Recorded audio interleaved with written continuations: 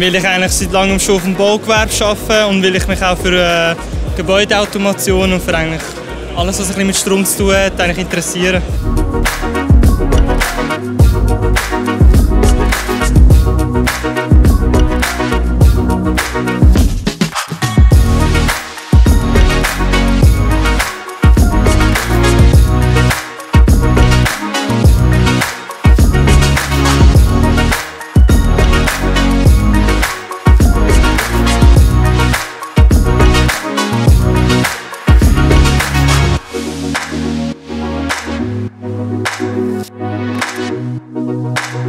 Qu'est-ce qui m'a le plus plu ici?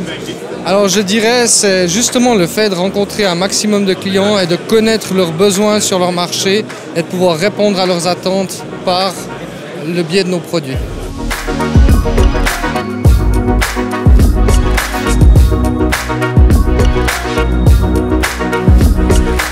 Also wir haben für Vago eine Virtual Reality Anwendung programmiert, die hier auf der Messe vorgeführt wird, und die kann man dann quasi die virtuelle Welt mit dieser Brille betreten, und es werden die Winster-Produkte von Vago in der VR gezeigt und man kann dann spielerisch quasi fehlerhafte Bauteile suchen und dann durch die Winster-Produkte ersetzen.